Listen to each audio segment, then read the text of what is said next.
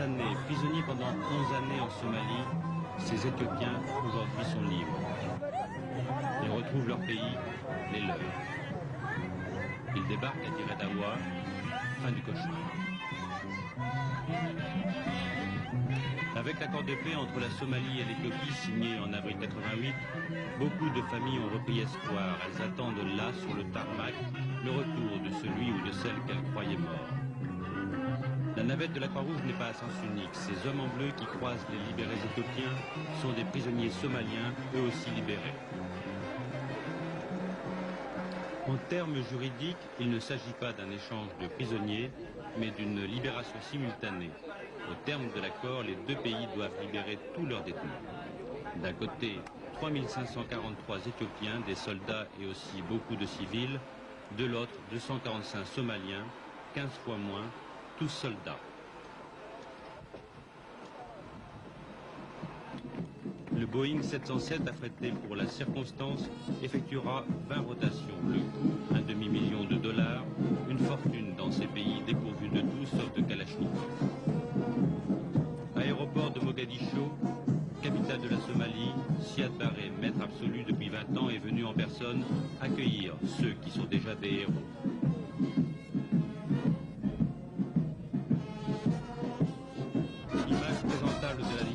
Et derrière les violations du droit humanitaire, certains camps d'internement n'ont jamais pu être visités.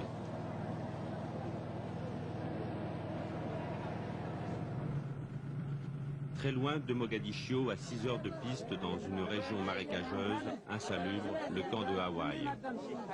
Les survivants attendent leur libération. Aujourd'hui, ils ont retrouvé figure humaine, mais depuis l'accord de paix, 2 mois avant que ces images n'aient été tournées, on les a nourris, soignés.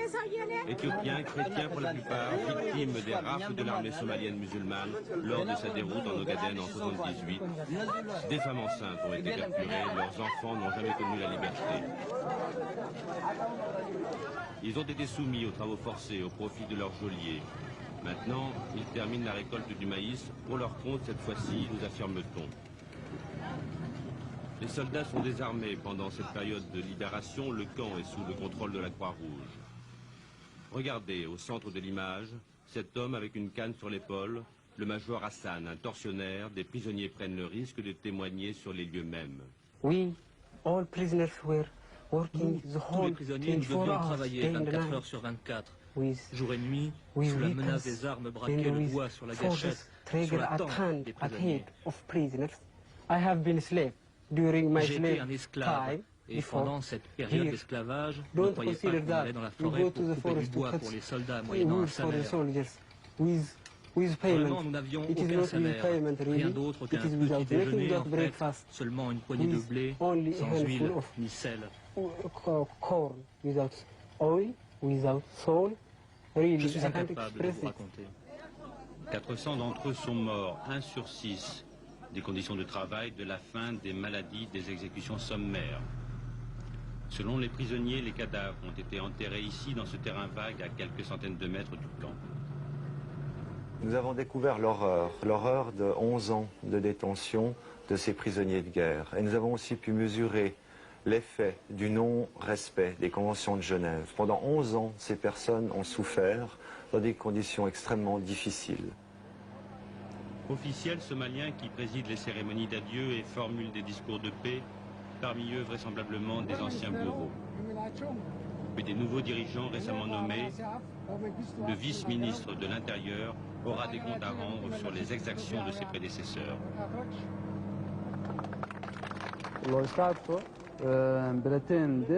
L'État prétend que ses fonctionnaires respectent la loi, aussi bien nationale qu'internationale. Mais il a pu arriver que quelques fonctionnaires aient transgressé la loi. Donc, dans le cas où des fonctionnaires auraient violé la loi, il n'y aura pas d'autre solution que de les déférer devant la justice. Victimes oubliées d'un conflit lui-même oublié, conflit moins médiatique que d'autres parce qu'au fin fond de l'Afrique, Victime protégée par les lois, mais décimée dans les faits. Pendant 11 ans, la Somalie affirma n'en détenir que 230. La Croix-Rouge, elle, savait qu'il y en avait beaucoup plus. Où étaient-ils? Quelles étaient leurs conditions de détention? Jamais elle n'a obtenu de réponse. Ces gens n'existaient pas. Hawaï était un lieu secret. Il y a une responsabilité du CICR parce qu'il n'a pas eu accès à ces gens. Et vous savez, le sort de ces gens, toute la différence aurait été dans l'accès du CICR à ces gens, ce qui était le droit du CICR, ce qui était le droit de ces gens. Nous aurions eu accès à ces gens, leur traitement et leur libération, leur traitement aurait été bien meilleur et leur libération se serait produite, on peut l'imaginer, plus tôt. Il y a une responsabilité collective puisque ces gens étaient protégés par les conventions de Genève et que les États du monde se sont engagés en signant les conventions de Genève à respecter, lorsqu'il se sait à eux de traiter les personnes protégées, et à faire respecter les conventions de Genève.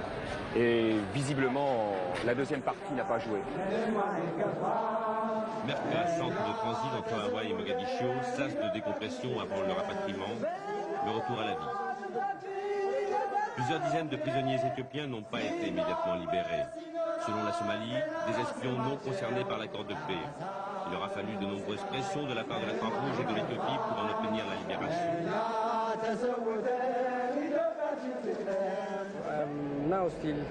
Je suis en train de négocier avec les autorités somaliennes pour obtenir la libération de ces personnes.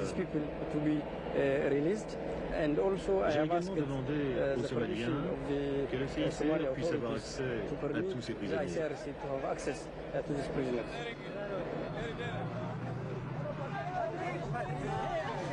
Aujourd'hui, la Croix-Rouge internationale a dû réduire au minimum ses activités dans chacun des deux pays. Il est en effet plus difficile pour elle d'intervenir en faveur des victimes des conflits internes qui déchirent la région. Des milliers de personnes qui attendent elles aussi leur libération.